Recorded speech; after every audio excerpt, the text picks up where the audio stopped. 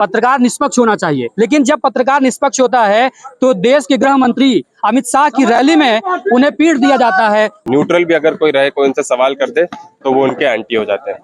आप देश के सबसे युवा प्रत्याशी हैं, अगर आप सांसद बनते हैं तो पत्रकारों के लिए क्या क्या आवाज उठाएंगे सदन में? देखिए, निष्पक्ष पत्रकारिता होनी चाहिए क्योंकि वो एक स्तंभ है। यहाँ के सांसद जी ने भी अभी अज्ञात में पत्रकारों के खिलाफ मुकदमा दर्ज करा दिया है वीडियो वायरल होने पर, क्या कहेंगे? बस कुछ दिनों का वक्त चाह रही है कि बस कुछ ही दिन बचे हैं जबकि बदलाव हो जाएगा और जनता को न्याय मिल जाएगा, मैं यकीन के साथ कह सकता हूँ। चलिए, चुनाव को महज अब 6 दिन बचे हैं, ऐसा कौन सा आपने जादू कर दिया कि चारों तरफ केवल आपका ही नाम पब्लिक ले रही है और साइकिल की ही बात कर रही है?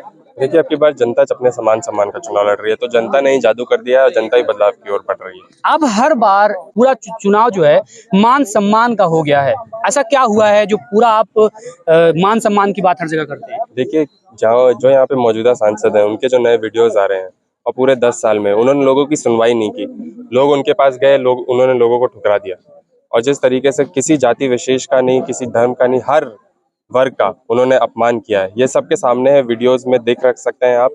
और जिस तरीके से लोगों का अपमान किया, सम्मान नहीं किया, एक अलग चीज होती है, उल्टा अपमान करना एक और बड़ी चीज होती है। तो कौशाम्बी में तो मान सम्मान की लड़ाई होती है। तो क्या विकास से ज्यादा महत्व देते हैं सम्मान को? देखिए, मान सम्मान सबसे बड़ा होता है।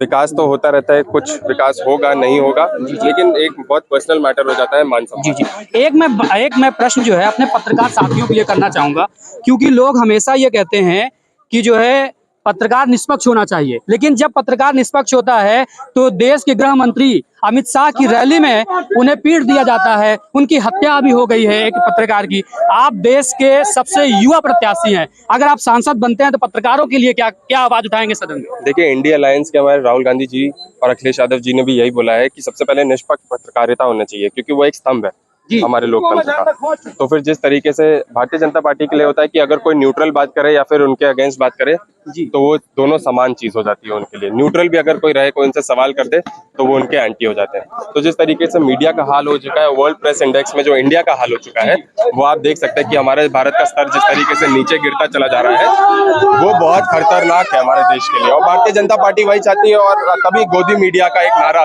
लोगों ने लगा दिया है नेशनल मीडिया के लिए। तो इसीलिए यूट्यूब वाले जो मीडिया है वही इस डेमोक्रेसी को बचा रहे हैं, मीडिया के स्तर को बचा रहे हैं और आगे मुझे लगता है ज्यादा पॉपुलर भी यूट्यूब वाले ही चैनल। आपके यहाँ के सांसद जी ने भी अभी अज्ञात में पत्रकारों के खिलाफ मुकदमा दर्ज करा दिया है वीडियो वायरल होने पर, क्या कहेंगे? देखिए, वो तो उनके मंसूबे ही हैं जी, वो उनके मंसूबे हैं। वो दिखाते हैं कि जिस तरीके से अगर कोई उनके खिलाफ लिखे या फिर कोई जनता की आवाज उठाए जी तो उन पर मुकदमा लगा दो। और सिर्फ पत्रकारों पे नहीं, उन्होंने बहुत लोगों पे मुकदमा लगाया है, ऐसे फर्जी दबाव बनाया, लोगों पे धमकाया है लोगों को।